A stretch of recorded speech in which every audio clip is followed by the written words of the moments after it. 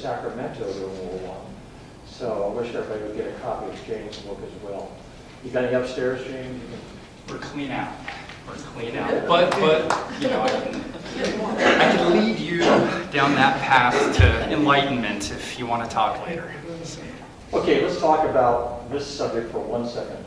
I'm going to be leaning mainly on how warfare was conducted 100 years ago. And what you're going to find is that, as the War Review stated, it's hell and it's not easy to understand unless you really understand that it's a very dramatic, traumatic experience. I don't want to give you all post-traumatic stress, but I want you to understand that what the folks went through 100 years ago basically still resonates today. Now, I will share with you one complaint. How many folks know the word doughboys? Okay. That label became synonymous with the infantry of the United States Army prior to the war because that was the dust on their uniforms as they rode into Mexico and chasing after Ponce Villa. I personally have a problem with doughboys because I think it's a Pillsbury doughboy and it brings a smile to my face. In my book, I never mentioned the word doughboy once. I want people to understand when we're talking about soldiers.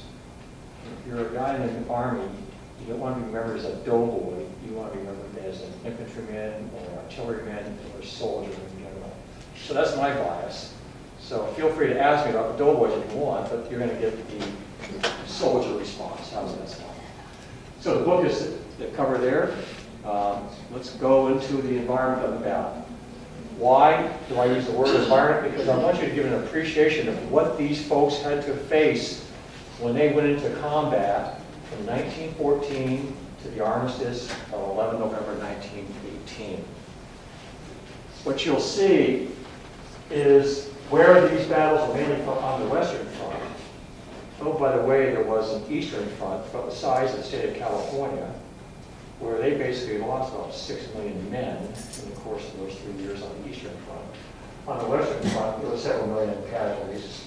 But the campaign left Germany, went over to Belgium, and swooped down south heading towards Paris. The front line shown here is a continuous trench line from the coast down to the Swiss border.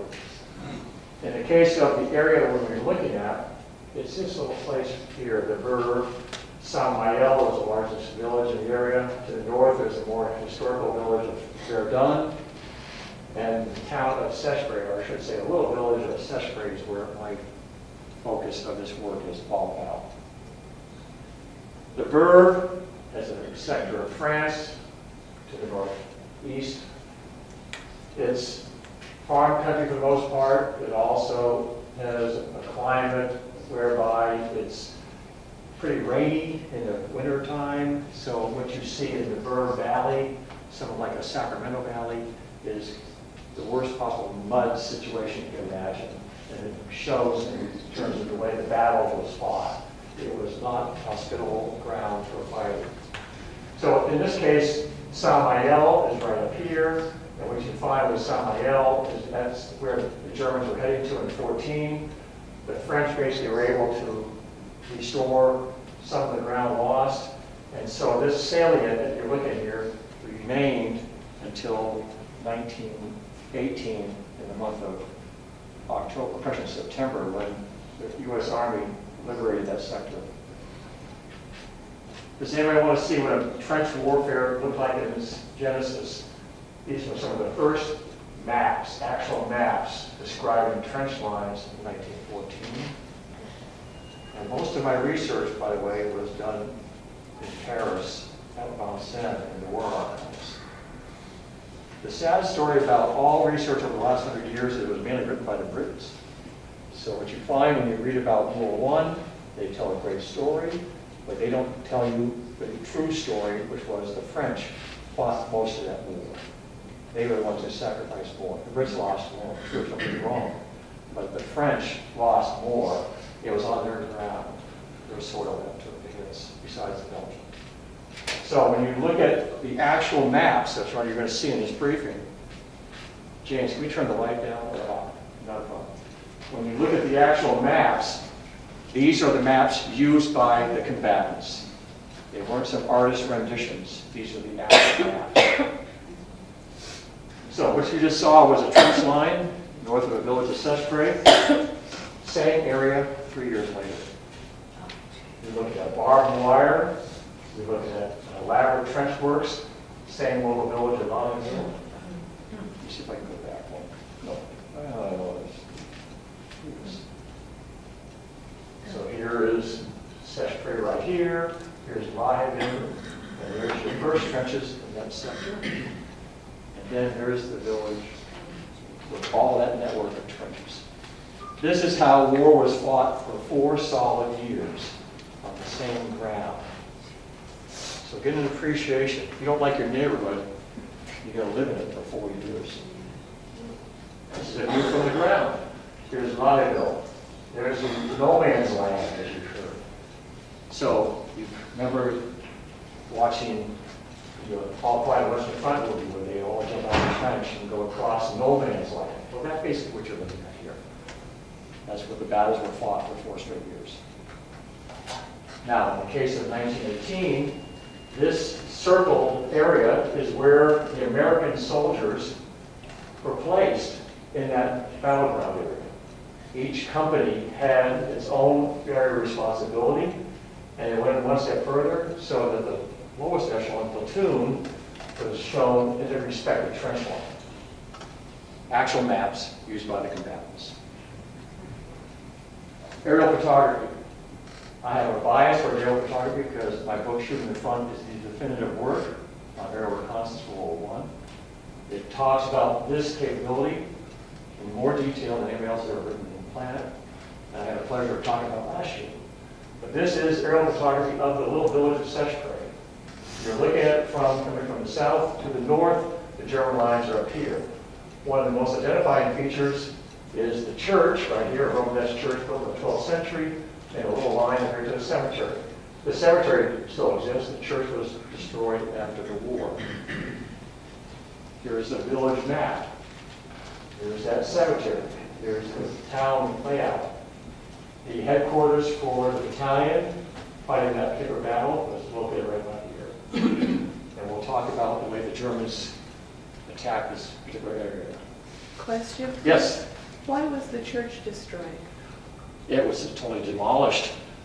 If you go there today, you'll see a mound where all the rubble. They built a new church for the village, but it's on the other side of town. But they did not restore the Romanesque church, which was, in fact, here it is. The clock stopped at 40 after the hour. Whenever that was, 1914. A lot of the fighting, hand-to-hand fighting, was in that particular building. Another question. Yes? Little village, what was the population before the war? Oh, probably 100 farmers. A couple hundred? Yeah. Nothing big. In fact, if you go to Seichprey today, it's still the same size. The land is obviously They've had uncovered munitions over the century, but it's in place. Little army village, nothing unique. Okay, if I'm going to talk about World War I, I've got to give you a 20-second synopsis of how the Germans and the French fought in this particular area of positional war, as they call it. Because they never went anywhere, they were stationary. They just duked it out. So when you see French doctrine being applied, it was based on the position towards the front line. You have the number one position, then you have the one bis, which is this immediate sector behind the actual line of no man's land, and then the number two line, positional number two, and then number three. Why is this important? Because when you understand the way tactics and strategy was developed for the entire war by the French, it was holding ground. So they could not afford to have the Germans establish another breakthrough, especially after they built the trenches. So here, a blue line at the top of this map is position one. And then the red line is the one bis. And that's basically where most of your troops basically were placed to hold back any German attack. The rear echelon was the blue, the aqua blue line, position two. And then if things really went bad, it was the black line, number three. In other words, if the Germans had successfully breached the red, the blue, and breached the red, the black line, armies would have had to been moved to reinforce the French positions. As it was, they could handle, at the divisional level, any breakthrough here. Corps level would be applied to reinforce the French forces, should that have happened if they had made an advance. And again, as you can see here with the final rear echelon line, they would have adjust armies. So here you are, the Germans roll in 14, and what do when they conquer ground? They capture the high ground. In this case, in the Verb area, the highest point is a place called Mont Sec. So here is the view from the trench. Look at the barbed wire that was in front of all the trenches. Kind of tough, they're right across the lines that way. And then you can see the views in the background. In fact, here's a wonderful shot of a soldier using his periscope. He can't put his head above the trench line because snipers are taking him out. But that's how he saw Lateville and Mont Sec. Aerial reconnaissance, extensive throughout the 4 years. And in this case, you see a mosaic of Mont Sec. You don't really get an appreciation of the view, but that's the look from on top. And that's a little village of Mont Sec right there. Map reinforces that view. So here it is. You're in the trench line, and the high ground is occupied by the Germans, and they have very sophisticated optics to be able to see what's going on throughout the region. And so what happens is you establish, in my book I call it the Eye of Mordor. Anybody read Lord of the Rings? Where every movement was seen by the probing eye. Same applies here in Mont Sec. You couldn't do anything without the Germans knowing about it on a regular day. Obviously, if it was low clouds, you had some opportunities to maneuver. But for the most part, every movement was seen by the Germans. Now, here's a view from the French and the American side from a captive balloon, which could go up to about 1,000 meters, and you get to see a view of basically the whole area. Here's Mount, you see, where's Mont Sec? Not right here. There's Mont Sec. There's Richecourt, one of the villages at the opposite of Seichprey. Here's Seichprey right here. Not glamorous, but it gives you a snapshot view of what the other side was able to see. Now, when we're talking about the aerial view, understand that all airspace up to 1918 had been sectioned off, so that aviation knew where they flew and fought. They just didn't randomly just fly over an area. You were basically responsible for the echelon, in this case the Corps or the Army, based on your ability to accomplish the mission at hand.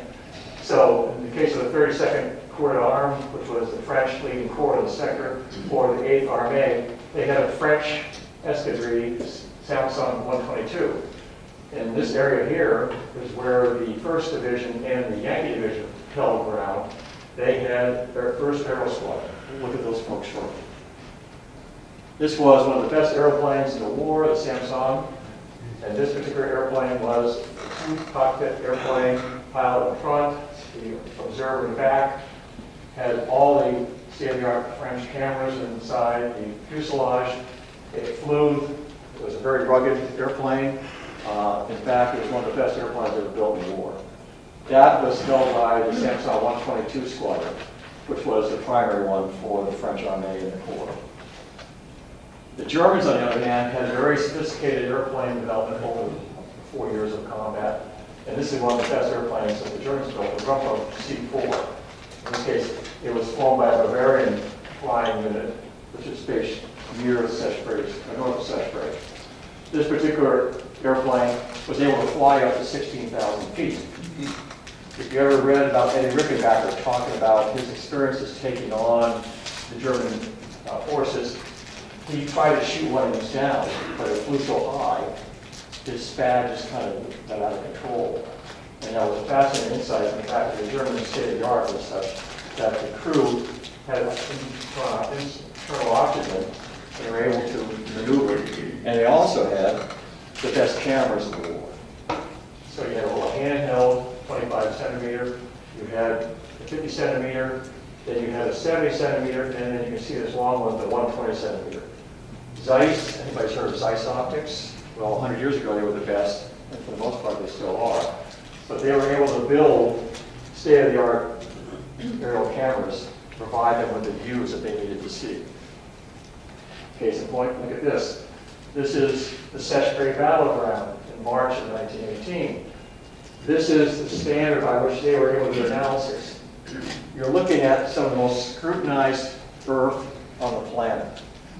For 4 solid years, everybody was determined to find out what the enemy's intentions were. Aerial reconnaissance provided the majority of that understanding. In this case, photography shows details where the imagery interpreter, the photographic interpreter, was able to study each meter and be able to tell you footpaths from that particular shot. Now, you and I just glance at it and say, you got to be kidding me, but no, that's exactly how well they defined the art at this time, because they studied the ground better than anybody can imagine. But in this case, this is artillery shell impact points right there, and here the trench line. A lot of the artillery that was being fired was against other artillery. In case in point, here is a field gun that the Germans employed, the 7.7 centimeter battle combo. This particular gun basically shot lots of rounds in the course of a minute. Its French counterpart was this famous 75, which the Americans acquired in numbers, and they could fire, I believe, let me throw out a number, 20 rounds per minute. So it's a fairly, and it was built in the 1890s by the way. So the French Army employed it extensively. The last artillery piece I want to describe here is the howitzer that was Americans' 155 howitzer. Understand that the Americans came late to the game. They didn't have the war industry in place, and so they were totally dependent on the Allies for the first 6 to 10 months on acquiring weapons. So all of our artillery was either the 75 or the 155. There was no American-built artillery systems in the war. Obviously, the Germans had their own inventory, and they became better, especially using the Austrian Krupp firms to build very long-range artillery, such as Big Bertha, which had a range of 75 miles.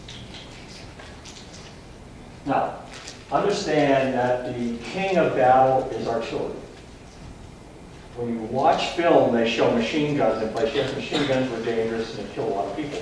But it's artillery that killed the majority of people in World War I. Not chemicals, not gas. It was artillery rounds, mainly high explosive. So up and down this line called the Western Front, from all front lines, you had systems in place to gauge where the artillery was firing from. In this case, you're looking at sound ranging, where every 100 yards or whatever like that, they had an audio shell of sorts that would collect a sound wave as the artillery was fired out of the tube. That sound wave was then collected by these dishes, and then through a use of a computer, they were able to correlate the sound waves and then get a basic understanding of where that artillery was fired from, a shell was fired from. They also used light sensing. So as the flash came out of the tube, it was called light spotting. They were able to use these state-of-the-art systems at the time to figure out, okay, that burst was that big, at this distance, we assume that it is this kind of artillery shell being fired. So that tells us kind of piece of this. So what you have is maps being built. Again, it's all about the cartography's interpretation of what is the war that's being fought. And you're seeing in 1918, this is the location of those German artillery fire systems that are being fired. And in this sector right here is the sector of Seichprey right about here. So what you see from the map is little dots saying those are artillery units. This yellow phasing into the map is, this is the view that they can get from the ground. That's ground observation. So most of your sensing data was acquired from light spotting or sound ranging or from aerial reconnaissance. So here you are in the trenches. Here's Seichprey village right here. The main trench that was employed was a civil trench. And you're getting an understanding of what civil trench is as it goes into the forest called the water and law. Little duck boards. So I mentioned the mud. Guess what? This is life in a trench. How would you like to live in that for years? You've heard of trench foot, the development of a medical challenge provided by that. By the way, for anybody interested, that guy with the camera was Douglas Fairbank's chairman in filming prior to the war. So he's showing photographs of what it was like in the water of a trench. Oh, by the way, in 1996, when he was out when I was in the neighborhood, that water's still there. All right, so let's look at the leadership for a second, because obviously we're seeing the cartographical reality associated with how this war was fought. Now let's see some of the players that brought us into this war and kind of gave us direction. Obviously, here's the Kaiser. It's my favorite photo of the Kaiser because I don't want to see his front. I just want to see the Kaiser. There's Ludendorff, there's Hindenburg, you've seen their names. And here's the Kaiser's son, the Crown Prince. The point from this is that by 1918, Ludendorff and Hindenburg were running Germany. It wasn't Kaiser Wilhelm. The leading general in this region was General der Artillerie Max von Gallowitz. This is the nemesis of Pershing. Because wherever Pershing fought, with the exception of Chateau Thierry, he faced Gallowitz. Because Gallowitz was responsible from the Verdun area down to the Ruhr. He had had an incredible military career, and when 1914 hit, he was in the front lines at Liège in Belgium. And then he led forces in Russia, part of the major drive on Warsaw in 1915. In 1916, he went to a place called Verdun. He was active in 16 there. And oh, by the way, a few months later, he went to the Somme. In 16, if anybody remembers, on the 1st of July, the British suffered almost 60,000 casualties on the 1st of July of 1916. The bloodiest day in the entire history of the British Army. So Max von Gallowitz ends up, I believe it's 5th Army, he's responsible for, and his army of responsibility in the Ruhr is called Army Abteilung C. Here it is, here's the map. It looks like a lot of gray for you folks, but this is the trench lines right here, and the subunits are Gruppe Gortz and Gruppe United, Gruppe Congress, But AAC, Army Atoll Charlie, that is the sector that Galvez was responsible for. Now, in this case, from aerial reconnaissance viewpoint, what you see in the lighter shades here, this is a key map. This is the actual areas that the German reconnaissance covered when they were fighting the Americans. That's the photographic area right there. Those are photographs that they were able to manage the reconnaissance over and face the Americans in this sector. Was Generalmajor Pilos von Stalzmann, the 78th Reserve Infantry Division commander. Again, a very exceptional commander in his own way. He had been part of Molotka's staff when they rolled in on the Schlieffen plan in 1914. He in turn became chief of staff for von Lincken's army in Russia. And oh, by the way, got the Croix de Merit as a chief of staff. That's the highest award, it's equivalent to the Medal of Honor. In turn, his worldview on it is, he didn't care for the Austrians as the war proceeded because he didn't think they were doing enough. So as a result, they asked him, why don't you just command a division instead? So he became the 78th Reserve Division commander. He went to the Western Front, and the first battle area was Verdun. And then they brought him down to the Verb. He had three regiments under his command.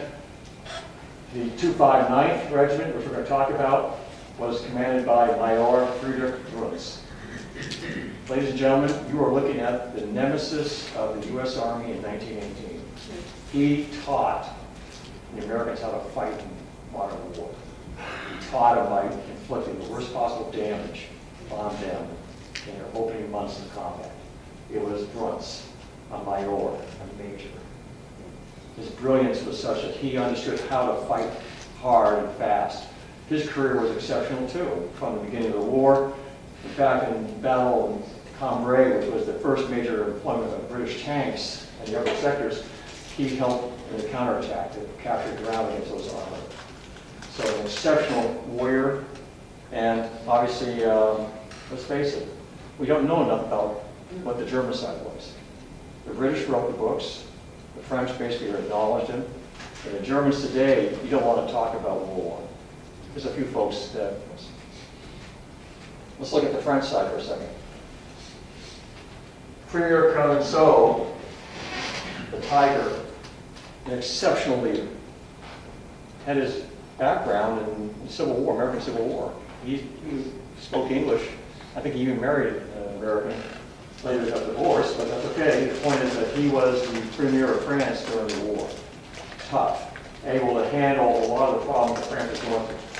This is an exceptional photograph because the 1st Division had fought a battle against the Germans in the Verb sector on the 1st of March, 1918. An operation that the Germans called Einleitung, which is German for an invitation. A little bit of subtlety there. The Germans wanted to invite the Americans to the realities of war. And so in that battle, the First Division did okay. They held off the raid. But 2 days later, the Premier of France comes and awards Croix de Guerre to some of the heroes of that battle. Now that's leadership in my mind.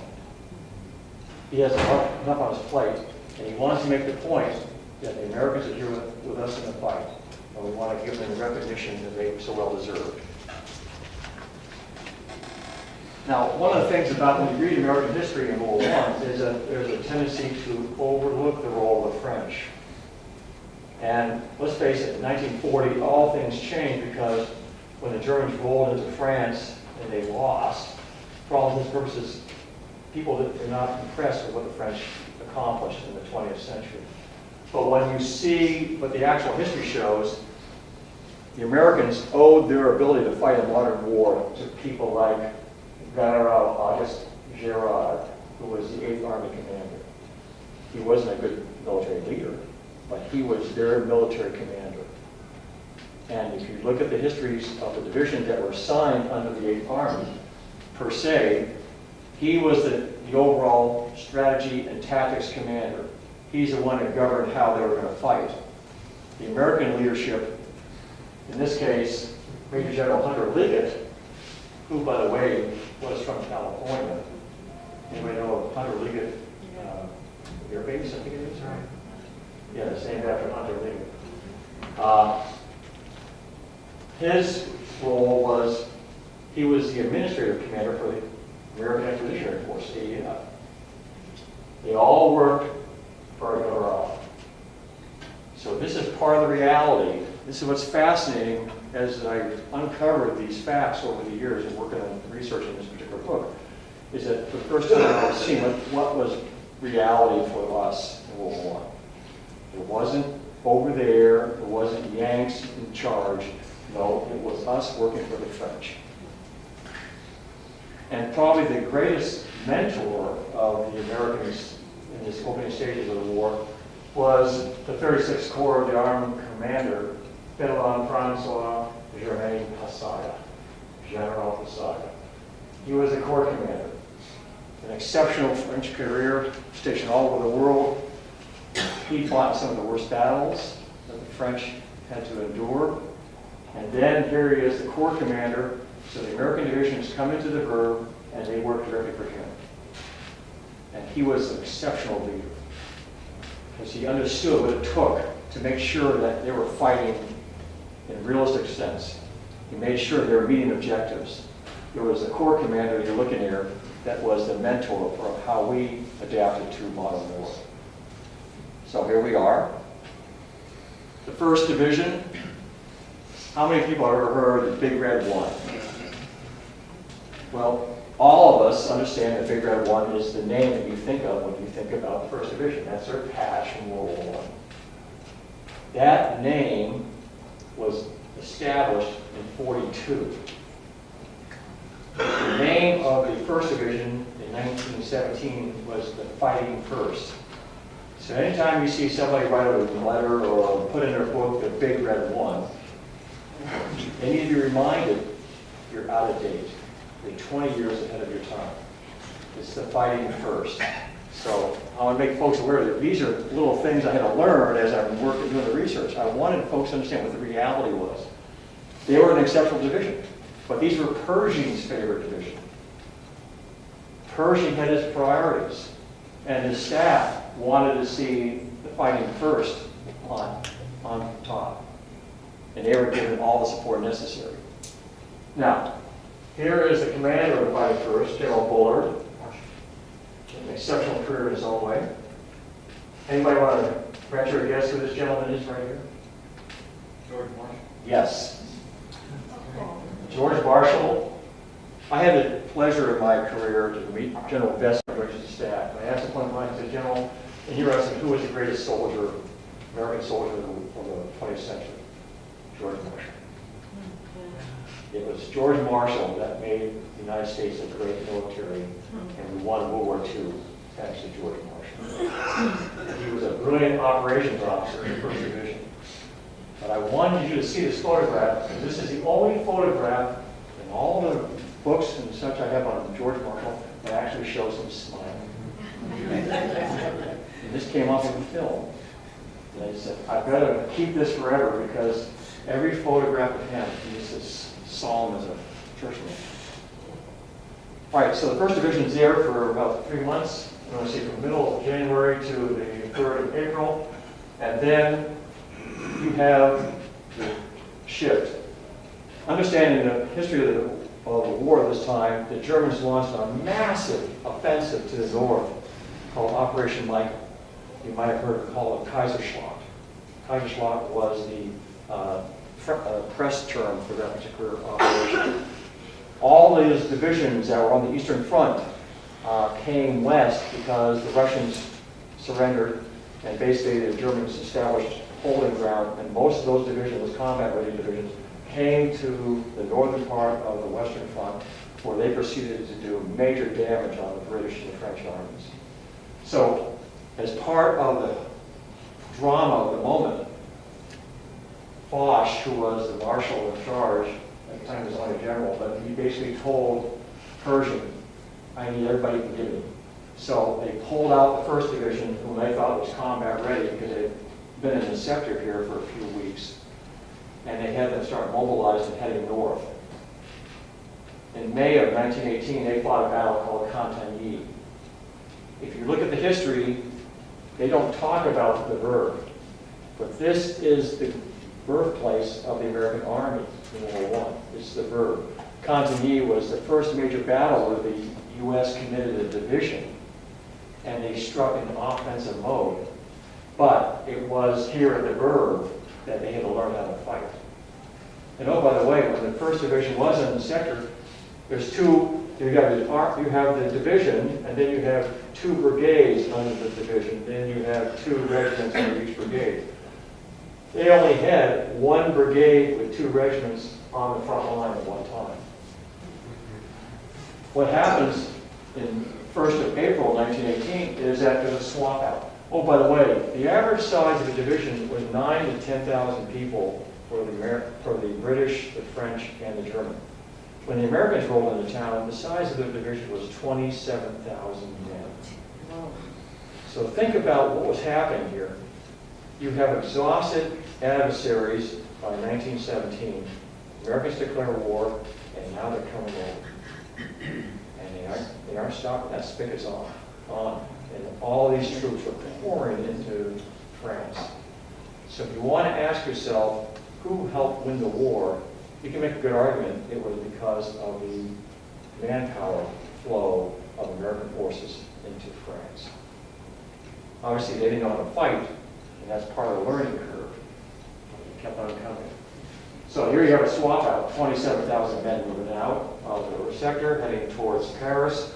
That's 1st Division, 27,000 men from the Champ de Dame sector where they were doing their brigade training with the French. That's the 26th Division. So let's talk about the Yankee Division. The Yankee Division is New England's National Guard. You're looking at the oldest militia force in the nation. It's like 370 years old now. The first Pilgrim had their own little militia. Comes the National Guard, and obviously Lexington and Concord. That's a symbol of the National Guard today. But it's the YD that served overseas in a National Guard role longer time on the front lines of any other Guard division in World War I. When you read the history, you learn more about the 42nd Division because it had comprised of various units across the nation. It was a Rainbow Division. Oh, by the way, Douglas MacArthur was in the division. He was obviously a very prestigious warrior for the United States and remained so. But Hollywood helped reinforce the image of the Rainbow because you had the Fighting 69th with Jimmy Cagney and Pat O'Brien, and obviously they're there to tell you how they fought the war. So people only remember basically one Guard division in World War I. That's the 42nd. Au contraire, it's the Yankee Division that held its own and fought in every major battle except for Cantigny. Its general was General Clarence Finnegan. He in himself is an interesting person to understand in terms of the U.S. Army culture because he had a good career. He was a West Point grad. If you're a West Point person, you will remind everybody that he was at the bottom of his class when he graduated from West Point in like 1881. What's important about him is that Clarence was brave, he was energetic, and oh, by the way, he understood the role of politics. Because he became a friend of William Howard Taft when they were in the Philippines together. When Taft became president, Clarence became his military advisor. So in the game of chess that you're seeing with military leadership in the U.S. Army, everybody was looking at him possibly the next chief of staff of the U.S. Army because of his connections. But that didn't happen. He was associated with Pershing, and Pershing was an underclassman to Clarence. So they knew each other. They tolerated each other. They worked together in the Philippines together. But in the ultimate end, it was Pershing that didn't care for Clarence. And sadly, Clarence led his division from its inception to October of 1918, just before the armistice, and then Pershing was able to get him fired. And so as the armistice was being signed, Clarence was shipped back to New England. That's the way it was done in those days.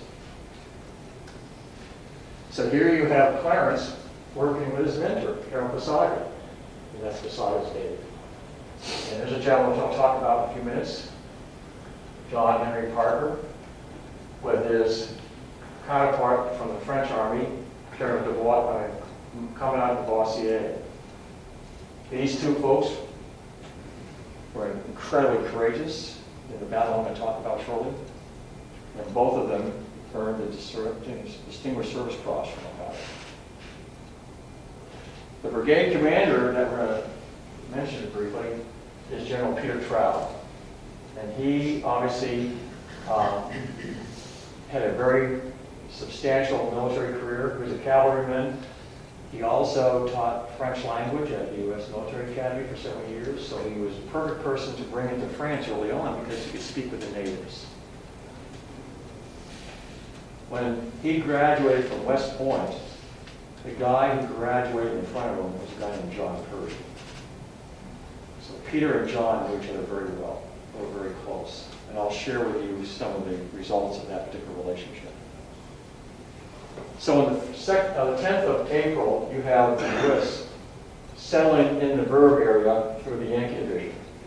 Instead of one brigade being able to hold the sector, both brigades simultaneously held the sector. So they went from basically a 5-mile front line to an 18-mile front line in the Verb. And that meant the Americans were responsible for that 18 miles. Oh, by the way, they faced two separate German divisions. So we have an understanding of Seichprey, which we'll talk about. That's to the east. But in the west, you have Apremont and Bois, which is the mountainous area on the Verb sector. The Germans conducted a major offensive through the 5th Land Division from Apremont into Bois. Major fighting occurred for 3 separate days. The commander of the regiment, the 104th Infantry, Brigadier General Robert Shelton, at the time he was only a colonel, but exceptional command and control. They were able to hold the ground and take it back from the German advance. This is a German map to give you an appreciation of the details that the Germans have on this particular sector.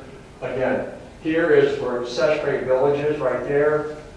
Now you're moving west, and all of a sudden you hit the village of Apremont, and then this is where the battle is fought in the Bois area right there.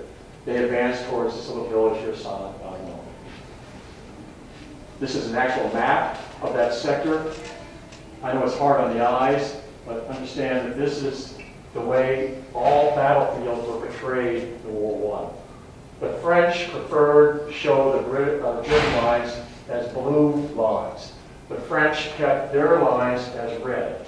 Now, if you went north to the British sector, the British preferred to have their lines in blue and the German lines were red. So understand there had to be some accommodation, and by 1918, they finally agreed that they would go with blue for the Allied and red for the enemy. Here's an actual aerial photograph of the battle place.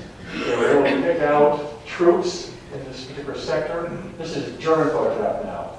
So you're able to see with a 70-centimeter camera a lot of detail. Now, your view is, all right, I'm just seeing a trench line. Okay, fine. But they were able to pick out soldiers, determine on the 12th of April what was going on in that particular sector at that time.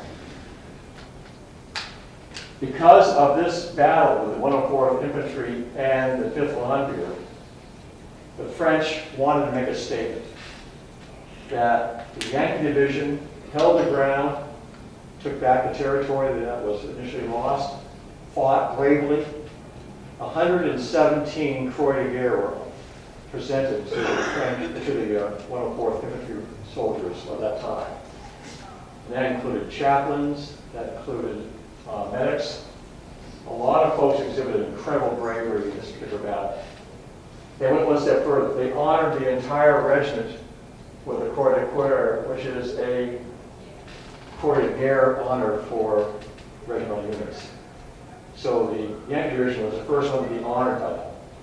So the politic of the time, Pershing and his staff were incensed that the YB got that recognition. So So they passed a policy shortly after this that no foreign awards would be presented to American units until after the war. So after the war, guess who gets this honor? The 1st Division. Oh yeah, they're first in line. But this represents some of the sadness of this particular war. You've got folks fighting to the death, and you've got politics from the highest echelons making things miserable for the soldiers. Here's another view of Shelton. Why is this like something of a ghost? That guy died 6 months later. He was not well in 1918. Right after the armistice, he passed away. The National Archives has just released many films that have been kept over the last century. I have them for the 1st Division in the sector, and I have them for the Yankee Division out Chemin. When they moved to the Seichprey area, the Yankee Division cameras were rolling. Unfortunately, the quality of that film is what you see here. If it had been a higher state of quality, I don't know what happened, but what you get is what you get.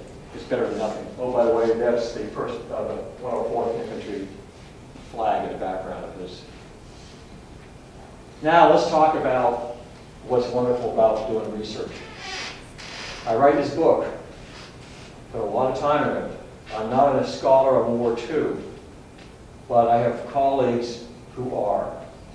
When they read the book, they said, we're seeing the roots of Blitzkrieg here.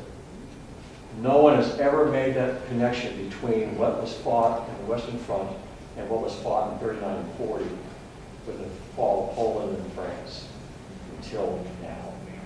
So you're seeing an insight as I describe this particular action that occurs on the 20th of April, 1918, on what was applied 20 years later in Poland and France.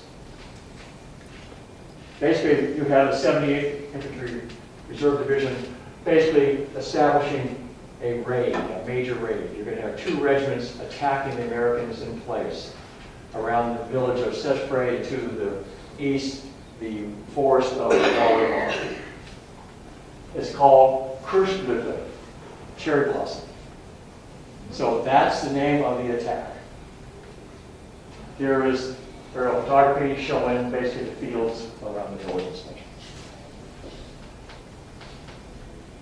When I was doing research back in 2005, or shooting in front, I went to the National Airspace Museum archives, and Edward Steichen had a photo album. Edward Steichen, everybody ever heard of him? One of the greatest photographers of all time. He was a photographic officer for the American Expeditionary Force in World War I. And in that album, I discovered this. This is a composite of all German photography taken 2 days before the operation at Seichprey. It don't get any better than this, folks. No one has done the detailed work I've ever done on a major operation. And here it is. Here's the actual films. They would put together photographs, the composites. Here's the front line here. Here they annotate where the artillery is and all that other stuff. And that's handed out to the combatants the next day. It don't get any better than this, what you're seeing. At the same time, because they had aerial reconnaissance established and well effectively collecting on that battlefront, because the Germans occupied that ground for 4 years, you don't think they just kind of sat back and waited for things to happen. They knew where every nook and cranny was on that sector. Oh, by the way, they knew where the wires were, the communication wires through all the trenches. What happens when you know where to tap the wires? You establish listening posts, figure out what's being said. Ladies and gentlemen, the Germans basically were able to wiretap every major phone conversation that the Americans had in this sector. The 1st Division never brought it up, but the Yankee Division made it clear and said, hey, look at it. Every time I'm talking on the phone, I hear some Germans in the background laughing at me. And making catcalls and things like that. They got so brazen because the fact is that they said, hey, we got you. So here you have general officers trying to make the decisions that they had to, and these guys are listening in. And they're giving that information almost real time to the Germans as they're developing their operations or conducting knocks. And that was reality in this sector.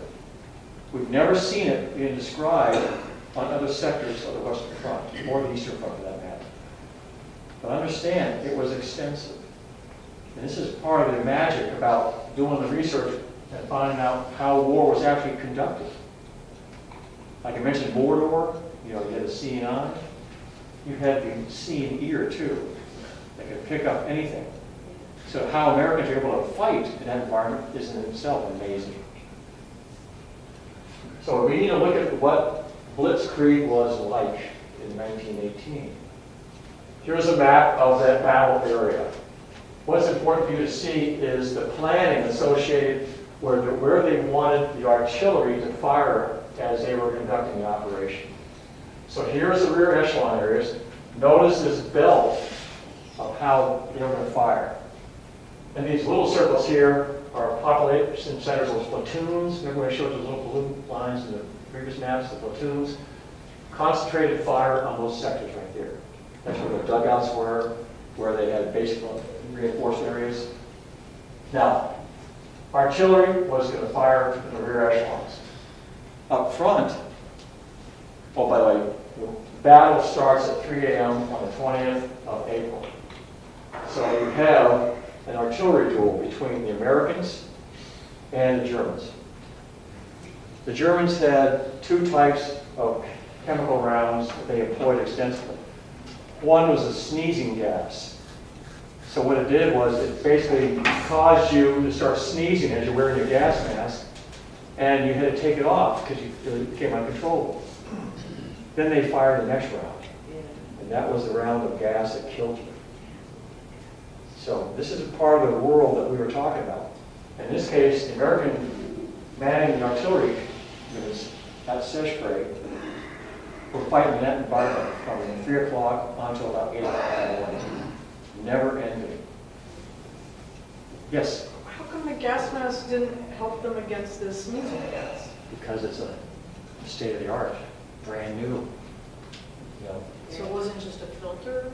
Well, they got better. Oh. Do you know what the first gas masks were in Ypres in 1915? You pissed in the cotton and put it over your head. Oh. That was it. It was all new. When a chlorine gas cloud came, so what's going on here? And that's part of the learning curve that you see with this war. This is weapons of mass destruction. And has anybody ever worn a gas mask in their lifetime? Back in the good old NATO days, when we were fighting against the Soviets, we had to exercise for like 6 to 10 hours wearing a gas mask. It creates the worst possible headache. Just hard on your body. And obviously, you're seeing folks that had to live in a gas mask because it was real world. And everybody had their gas mask package. You're like every photo of a soldier in World War I. They've got a gas mask pack. You want to get an impression of what concentrated artillery fire is? Every one of these puffs is an artillery round hitting simultaneously. This is concentrated fire, trumpet fire, drum fire.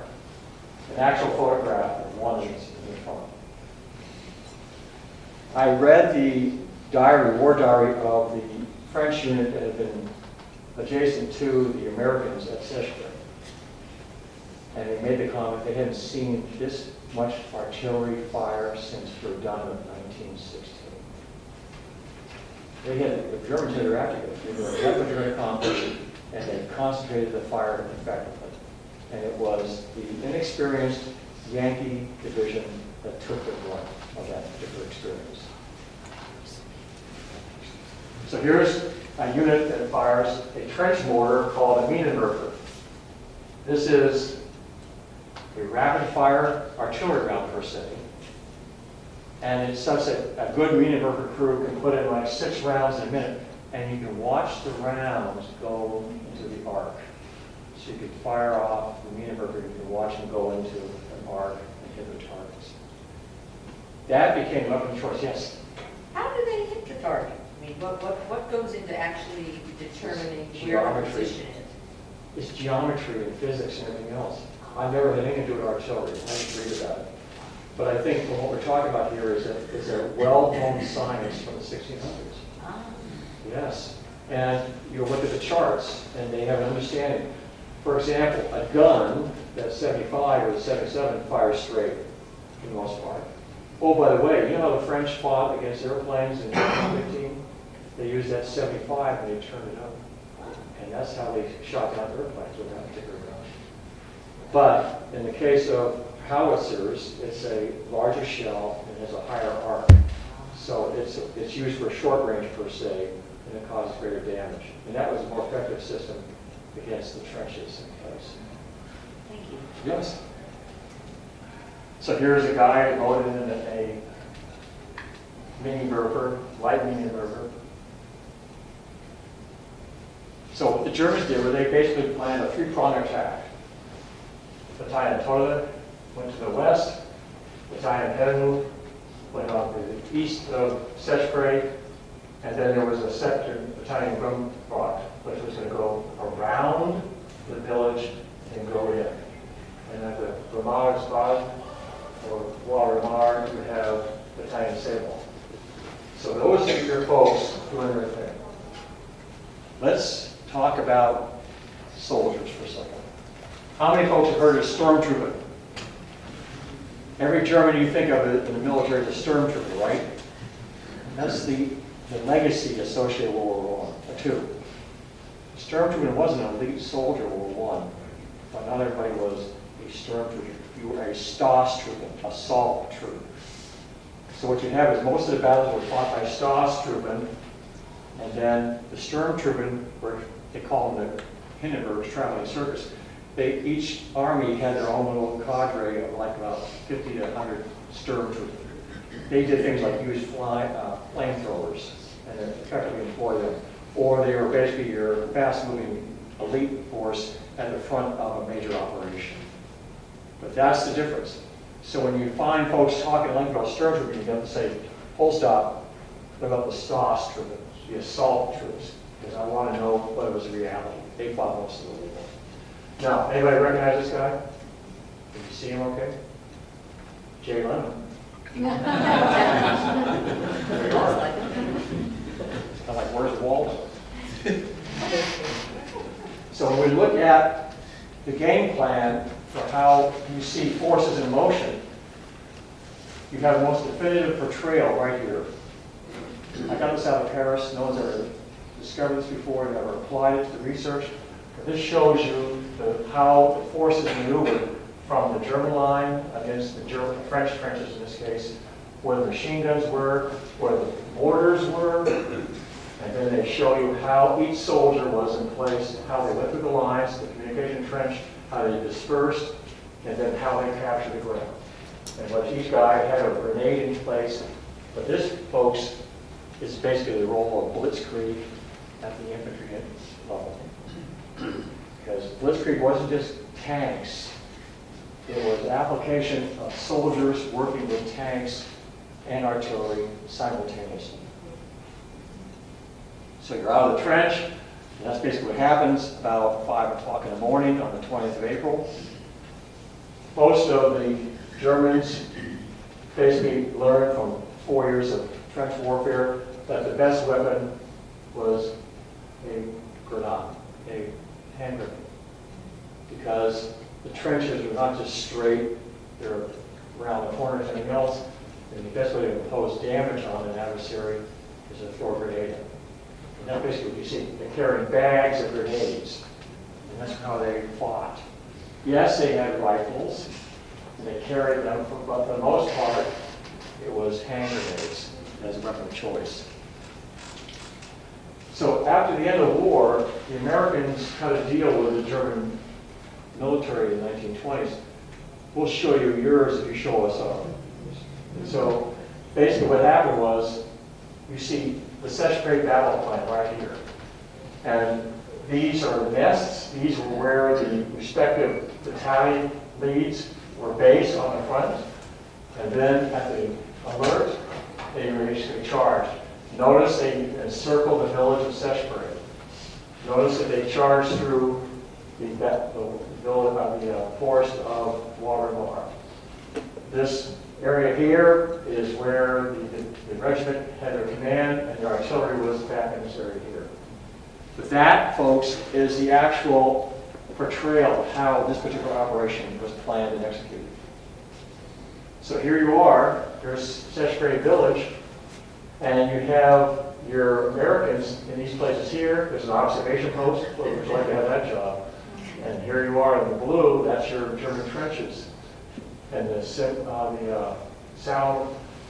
collection for the artillery was periodically every 100 yards thereabouts, so those guys were in place. This is the battalion command right here, located, that's a company command, and here's the battalion command right here, the southern end of the village. That's the sector that was facing the major attack by the Germans at Seichprey. The battalion commander was Major George Rao. Interestingly enough, he was born in Alsace. He was an immigrant to Connecticut, from the United States, settled in Connecticut, went into the National Guard, and then grew up in the ranks. An incredibly brave guy. Unfortunately for history, is that the American military didn't really want to recognize him. He got a Silver Star eventually, but they figured that because they had not done as well as they should have, and you'll see from this discussion, he got overwhelmed, and there was no way that he could the battle fought effectively except fight to the death. And that's what happens with his battalion. For the most part, they hold the ground. Here is the village again. That's his headquarters right there, the battalion headquarters right about here. So you're encircling it from the German side. Come around here, there's a wall of barracks to the right. They come here to the church. They encircle that church and they come down the street throwing grenades. Your hospital is right here. Your chow hall is right here. And basically what you're doing is you're just basically creating major damage to forces in place. Here are more American forces in the Bois-Romart area. Seichprey village is to the left. The discussion that comes from arguments after the battle is that the French basically said the Americans need to hold the ground as close to the front lines as possible. And the term that was used in that emplacement is called sacrifice positions. And so when you read about Seichprey battle, a lot of that comes to the surface, where Americans were needlessly placed forward into the battle area because the French military said, we need you to be demonstrating your potential by being forward. They didn't have a retreat back until after the Seichprey battle. They learned a lesson here because they realized, okay, let's just have a few folks front and those get the main part of the video of that battle time that they need to be forward. Making sense here? Because I got quickly overrun. Incredible stories of heroism throughout this 24 hours. Machine guns holding to the blast, in this case, a Hotchkiss machine gun firing at the Germans. There was bodies all around the site, and all the crew were basically killed in that particular engagement. During the battle, fires erupted over the city, or the village of Seichprey. This is an actual German photograph taken during the battle. And you see the flames coming out of the dugout areas. Now I want to give you an insight from the aviation perspective. Again, we're talking blitzkrieg. So how many folks remember Stukas from World War I? Well, in the case of World War II, but you have World War I Schlachtlieger. Those are your ground attack airplanes that are designed to basically wreak havoc, throw bombs out, machine gun spray, just basically make life miserable for any soldiers from the air. You had two Schlachtlieger's, the Howler C-2 and the DFW C-5 at Seichprey, and then you had other airplanes flying over the battle area and directing the artillery for further refined and defined artillery rounds into that particular sector. So aviation from the German side was extensive. Amazingly enough, it wasn't extensive from the American side because the weather was not conducive for effective flying south of Seichprey village. You had two squadrons, two escadrilles in the United States at this time. The first Aero Squadron Anybody want to know where the first Aero Squadron lives today? Beale Air Force Base. Oh. SR-71s, first Aero. So the first Aero Squadron was a reconnaissance.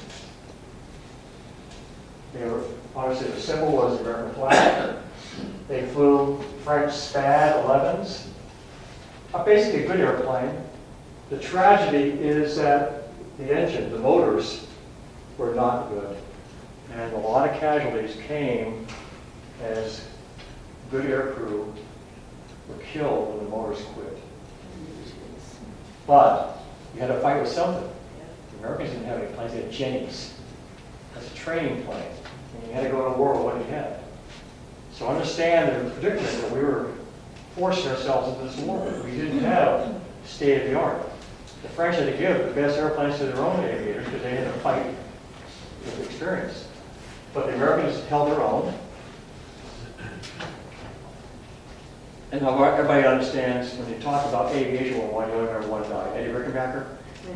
Great guy, 26 airplanes shot down, something like that. Hat and Ring, most famous escadrille squadron of the Americans in World War I. The legacy of that particular squadron was based on Raoul Woodbury, who was a French-American who fought from 1915 in the war.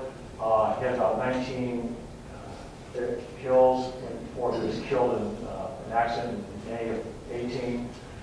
The squadron commander was a French-American named Hupper. Eddie, obviously, he established his reputation. You know, he was Pershing's driver, and a lot of great things about him. But I had to share one thought. Eddie Rickenbacker paid tribute to what was the reason for aviation success of the Germans in World War I in this sector, Montsec. In his book, he purposely brings out the fact that anytime we maneuvered over this sector, the Germans saw us coming and they knew how to alert their airplanes to get out of the way.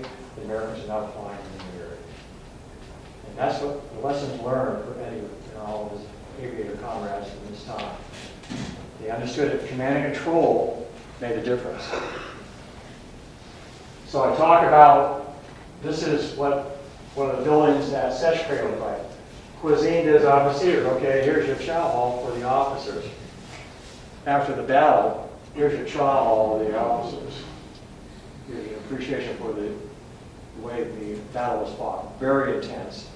All that artillery, all of those troops coming in, massing at the same time. Casualties, these were propaganda photos in this case. These are little sleeping burrows called dugouts, literally, little burrows. You can't see it very well, but that's a dead soldier, American soldier. Unfortunately for these guys, they were in the forward area of the front lines here. And I'd never seen a casualty on the German side until I found that film, and you're seeing the only dead German photograph I've ever seen of this entire engagement. And as I said, the quality of the film is what it was, but you make out the helmet and stuff like that. All right, why am I bringing casualties into the discussion? I described in chapter 15 the obsession with numbers. How many folks remember the Vietnam era body count? Guess what? 1918, same psychology. We were more successful than the Germans because we killed more people, or they had more casualties than we did. And that psychology stuck in 1918.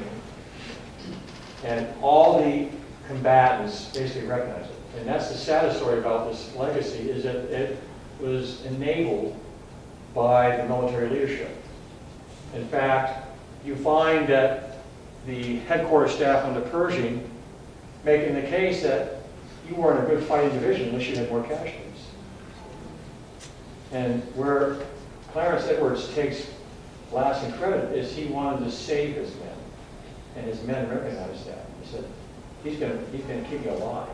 Not that they were cowards. No, they were in every engagement since Champs de Dam in February of 18. And they were there on the front lines on November 11th, 1918. But that's the sad story. Casualties being what they are, you have deaths, you have wounded, you have gas casualties, and then you have those who are missing. But one thing about discussion of Seichprey, not very many folks today even know what it is. It's hard to pronounce. If you get tapes of folks who are veterans, they call it Seichprey. The Connecticut legislature went over to the village to commemorate an award in 1920, and Hartford Current made a comment. This is how you pronounce Seichprey. Seichprey or Seichprey. And to this day, whenever I talk to folks, everybody mispronounces it. So that's part of my problem in life, is I got to get folks to think about what it is. But one of the famous artists made a very dramatic painting of the first aid station at Seichprey to show you the drama of those folks coming in. All right, this battle took place. The Germans encircled the town. They went in and they had a major hand-to-hand fighting. The casualties were up there. As much as 600 men per German and American were lost in that battle. The devastation, the destruction, the sacrifice positions that were fought to the man, hand-to-hand combat. So what you have is you have the British, the Germans obviously glorifying this action, and they want to make folks aware that, hey, the Americans ran from the German advance. Oh, by the way, you see this right here? This is a tank. There were no tanks in the Verb in April of 1918. But the point that the Germans wanted to make with those who were unaware was, we had an astounding military operation. Oh, by the way, they even had tanks, and we even were able to defeat them too. Did not exist. What you find for those soldiers that were able to get back to the front lines, like most folks in war, you want to grab something, a little bit of booty, a little memorabilia of what exactly you experienced. Here's one of the elements, soldier elements of the German 259. And guess what? They got a gas class. He's got a SAMI helmet, as they call those. They got the American pistols right there, a few of the rifles. This is the glory of war for the infantry. Now, what happened to those stormtroopers? The stormtroopers led the fight, walking in and going from the north first by the church and into the downtown, down the village area. After they had been conquered, basically what they had to, they withdrew. Those guys were the first ones to leave the battle. And the Stormtroopers held the ground, and then they were ordered to subsequently withdraw from their battle stations. But what they did was they went to the north of the village, and they set up preparation for a counterattack. That's how battles were fought. You had the major engagement, and then you set up to make sure if there was any counterattack coming back at you, you were able to destroy them too. So that's what you see happening now. Oh, by the way, here you have the stormtrooper, the north of town. Recognize that sign right there? See that sign? Guess what? 3 hours later, here are the American POWs that they captured. Same place. Recognize that sign? Heading towards Seichprey. About 10 miles, no, about 8 miles long. 183 enlisted and 5 officers were captured at Seichprey. So what you find here is a major propaganda coup for the Germans. And they had a newspaper that was published every month called Gazette des Ardennes. The entire published work is available on the web. And in May of 18, they have a published photograph of those 117 prisoners out. I was able to count. The rest of those prisoners were in the hospitals. But that gives you an appreciation for how life at the front was. You had major engagements, and if you weren't dead, you're a prisoner, then you were propaganda victim. Interesting enough, the Germans' description of this battle, with the exception of that one drawing, was fairly accurate, especially after the initial engagements. In this case, this is in the London Times that gives you an appreciation paragraph of what they said was going on in that particular attack. So that's the 20th of April. What happens the next day? The leading hero of the German forces, Baron von Winkle, the Red Baron, is flying over the low ground, and an Australian anti-aircraft artillery battery shoots him down. He's killed. So here it is, you're about ready to trumpet, hey, look, we fought the Americans in a major battle at Seichprey, and Gherkin's death just takes precedence over all that opportunity. 21st. So the Germans meet, they're very pleased. They lost a lot of troops. They found the Americans were tenacious, more so than they had expected them to be. And that was a fear factor for them. But here's von Stotzmann, and here, von Stotzmann right here, and here's Major Grunz at the table looking over the battle maps. It's like a few days after the actual Black Battle. Why do I bring up the fact that this is Rusa Blitzkrieg? Because they were studying it for years afterwards. The Americans occupied Koblenz after the war, or until 1924. In the records of the American files at the National Archives in Maryland, I found this map. They acquired it from the Germans in 20, and they translated it, and they made it available for Americans to study how effective an infantry attack operation was in World War I. So, a few points that I'd like to share with you folks. You can be the greatest guy in the world, gal in the world, but guess what? If you don't have the history of what goes with you, you're going to be forgotten. How many of you ever heard of a guy named John Henry Machine Gun Parker? In the Spanish-American War, John Henry Gatling Gun Parker ran the Gatling gun at San Juan Hill, and he used it in a revolutionary manner. Instead of just firing directly, he basically arced the machine gun bullets into the Spanish lines and caused chaos, and they were able to help that battle being won. Now, he's a West Point grad. He had exceptional writing ability, and he was known very well. He was on Pershing's initial staff that went to France in June of 17, and his purpose there was to basically establish for the American Expeditionary Force the machine gun units, and applied his strategies and tactics developed from 20 years with the Gatling gun and such. He is a loquacious, very friendly, open-minded kind of guy. He's from Missouri. They make him the regimental commander of the Connecticut 102nd Infantry, which is their National Guard. He, in essence, becomes adopted by the Nutmeggers, and he loves them, they love him. He's just one of these overwhelming kind of persons. And it's infectious the way he communicates with everybody. But the reality from Parker is the fact that he was a brilliant mind. He had the ability to see strategy and tactics beyond what the normal leader was able to see. Yes, he was at Seichprey. Yes, they did start getting set up. Yes, the Germans had understanding of what they wanted to accomplish in that particular attack. But Parker basically was able to accomplish more with the 102nd than any other of the commanders. Now, for those who understand military decorations, you have the Medal of Honor. And on the Army side, you have the Distinguished Service Cross. John Henry Parker earned 4 Distinguished Service Crosses in the course of 6 months in the Western Front. 4. He got wounded 3 times. And I don't think there's any other soldier, just, Audie Murphy, Audie got a Medal of Honor, he got a Distinguished Service Cross. But John Henry got 4.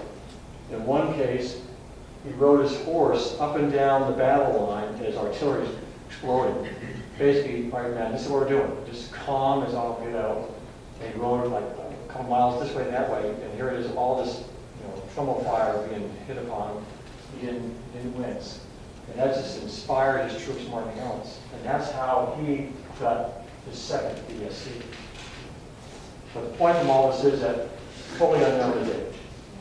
If you want to visit his grave, go to the Presidio. That's where it is today, along with his son, who was in the Philippines, and his wife, who was very active in helping out the Filipinos during that time. He remained a colonel. This is a Distinguished Service Medal, which he got for his work with machine guns in the war. And here's his Distinguished Service Cross with 3 Oak Leaf clusters.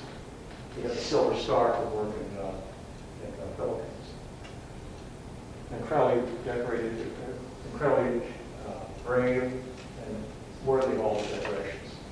At the end of the war, they gave him a promotion to general. So he, at his retirement, they promoted him to general. So he remains a general officer in the ranks.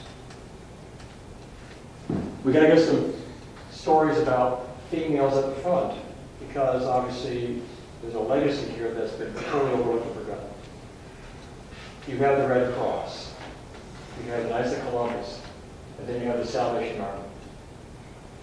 The girls of the Salvation Army, the women of the Salvation Army, whatever you want to call them, the Sallies, were an inspiration to all the veterans in this sector. They weren't floozies. They were very focused on helping. They did the trivial things, baking donuts and pies and everything else, but they were always there to make sure that the soldiers weren't forgotten. And the memories of soldiers about the Salvation Army lives on. In the case of these 2 girls, the McIntyre sisters, Gladys and Irene, they volunteered, went into the Salvation Army ranks. Their father was a senior officer of the Salvation Army. And then they were able to get to France. Gladys had an epidemic in 3 months after the battle. Irene had 276 days on the front. I don't think anybody else served in the front lines longer than anybody but Irene. Here's a photograph of them making pies. There's Gladys, there's Irene, a couple other gals that were noted. This came out of the Tacoma Times in Washington State, talking about the heroines of the Seichprey battle. The fact that they were able to stay with the dugouts and be close to the front lines during that battle. A sad story, Major Gallant, not that all stories about war, glory, stuff like that.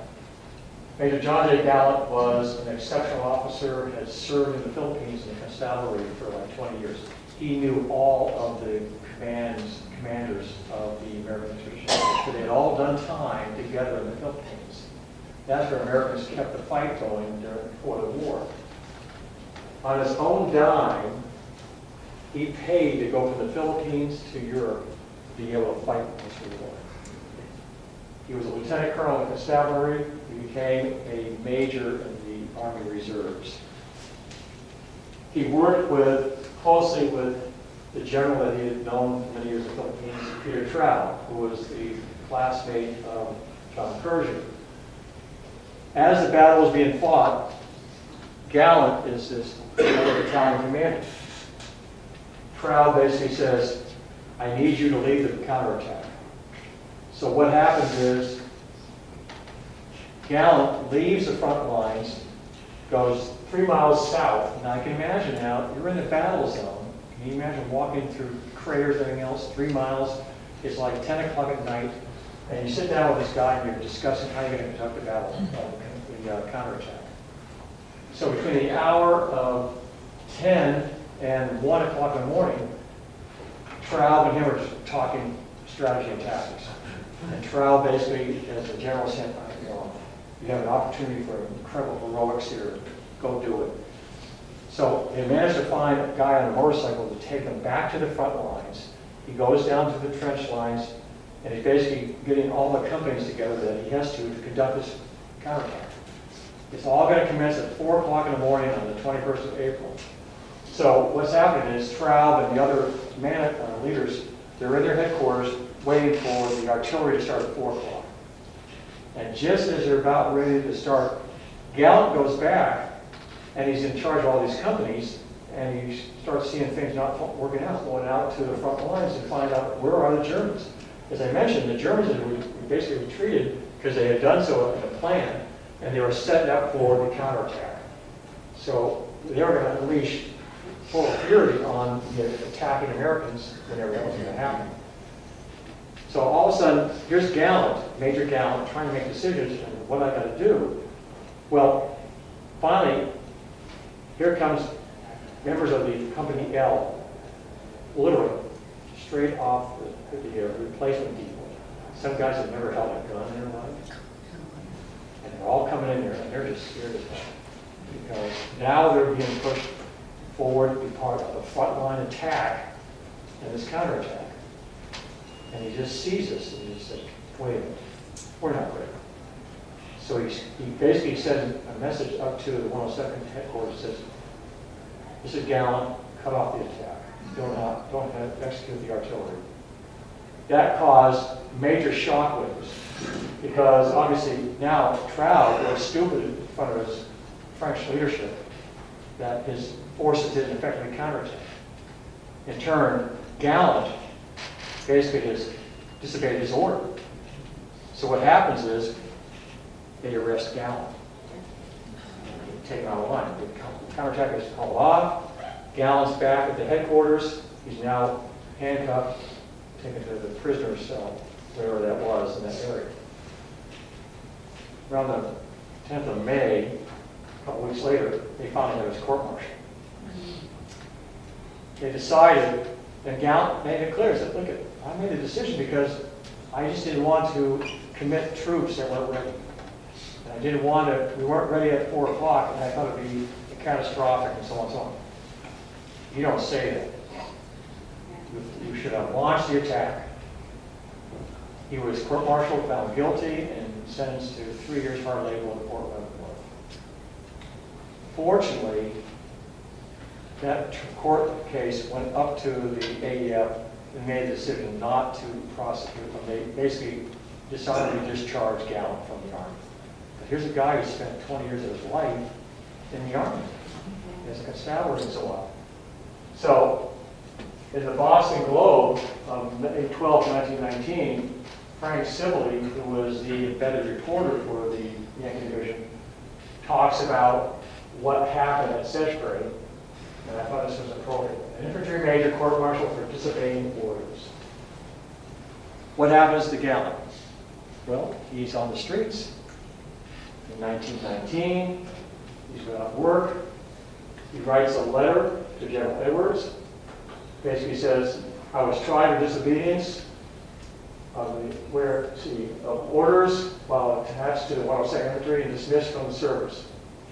The case was presented entirely different from the actual facts, and important witnesses for me were not called. I wish an investigation to ascertain the names of my witnesses and then have another trial. The point is this, after the war, he's basically gone to Edwards and says, hey, help me, because I'm basically at total loss. I don't have a life, because I've been dishonorably discharged from the Army. And so as a result, Edwards basically replies, said, what do you want me to do? How can I help you? To make a long story short, there's a reunion of Company L, the 102nd Infantry, in like 1935. And they're all sitting around these old guys talking about the good old days of Seichprey. And they said, whatever happened to Gallant? And everybody said, I don't know. So they said, we were supposed to have that counterattack, and he made a decision not to give us. They found out at court-martial. They didn't hear about it. The guys in the trenches didn't know about what had happened to him. And so as a result, 2 guys took it on themselves to go through the entire military record and make the case that Gallant should be exonerated for what he had made a decision. And in 1971, they reversed the case. Gallant had died at 35. The point is, if you go to Gallant's grave, Lieutenant Colonel John J. Gallant. He kept his rank for his gravestone. So it's a fascinating statement about warfare. There's so many angles here that you need to understand what's happening along. And that was his obit, Lieutenant Colonel Gallant. In summary, we're almost done. In doing the research, one of the fascinating things is that stories that have never been told finally come to the surface. The first decorated Marine aviator in the history of the United States Marine Corps fought at Seichprey, Lieutenant Kenneth Finnegans Colvin. He was a Harvard grad. He was on the champion crew for Harvard. He was an observer. That's probably one reason why he didn't get the recognition, because he was an aerial observer, not a pilot. Remember that SPAD I showed you? He was in the factory holding the guns. Well, he and his pilot flew a combat sortie over the Seichprey battle. And they flew over the German lines. And he was using the twin Lewises into firing bullets here and there and everywhere into the German lines. The German command were basically upset because they said he was making life useful for them. And then they made observations. They were able to, hey, here's an artillery round here, or an artillery battery here. So in other words, in one mission, he did an exceptional job. The French recognized him with the Croix de Guerre with Palm.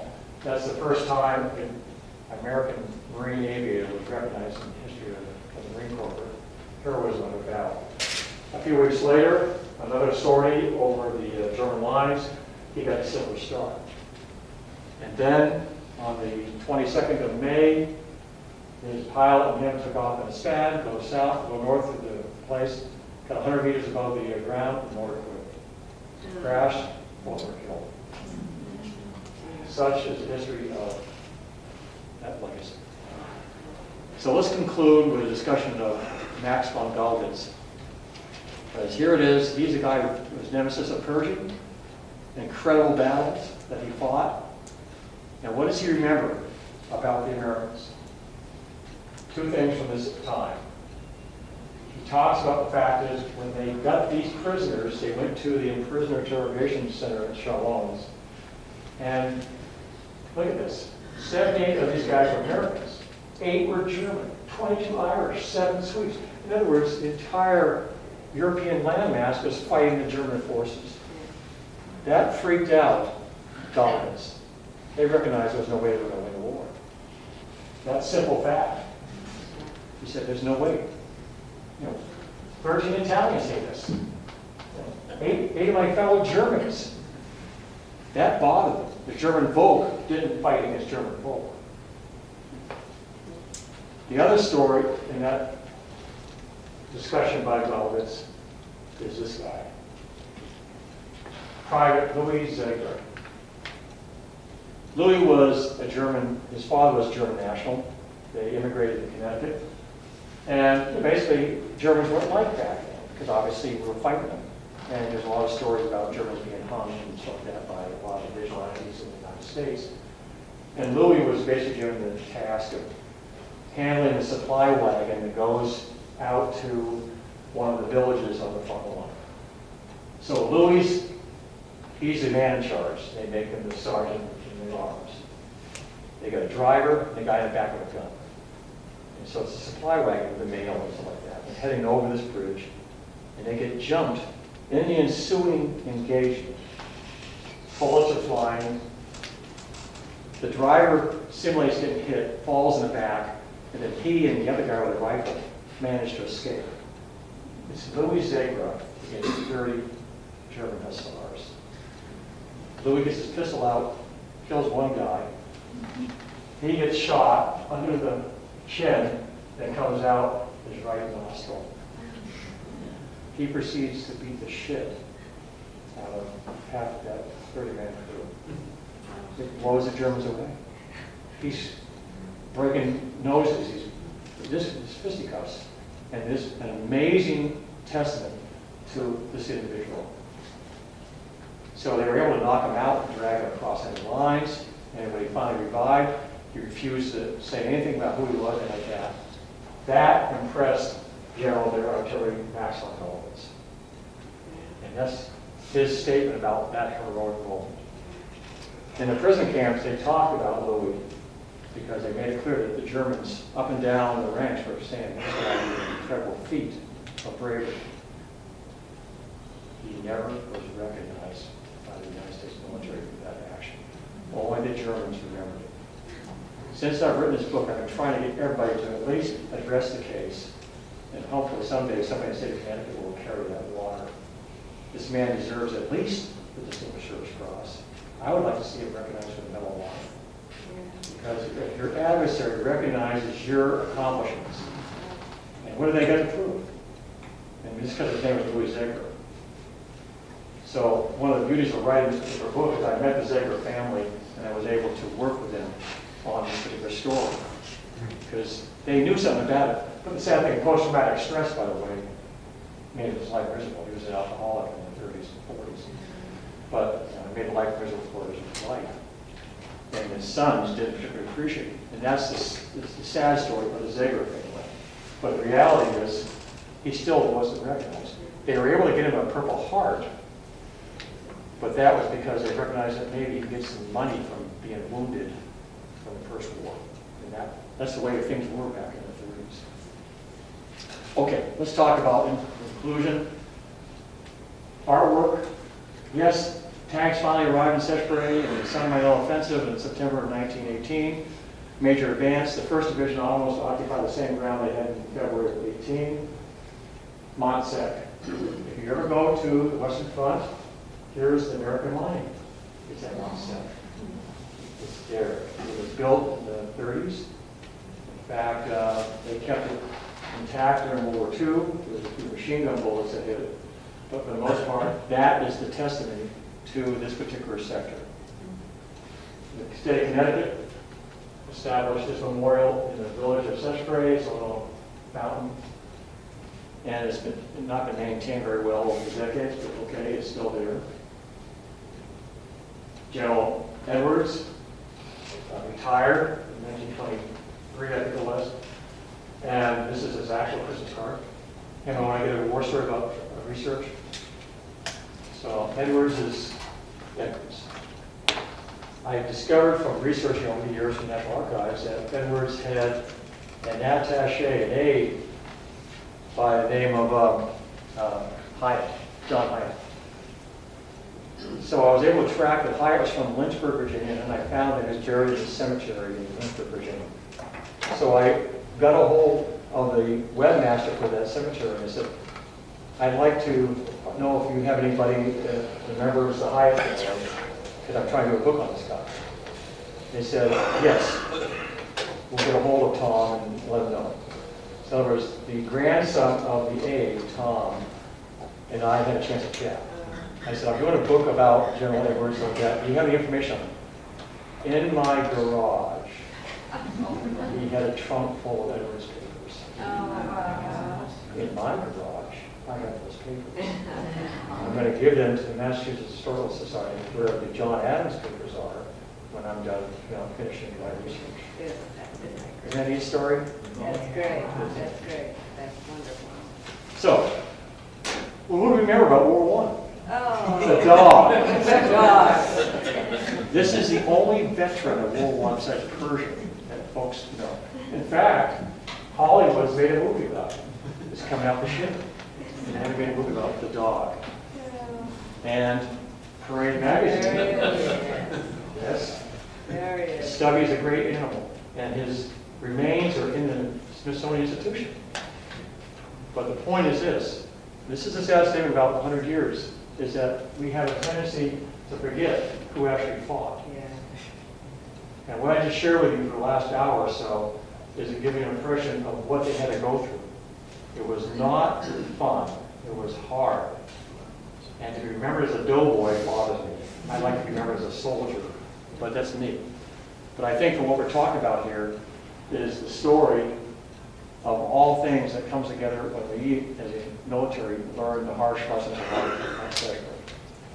Now, why am I talking to you about this? That's my grandfather, who was a medic at Cheerful. Oh.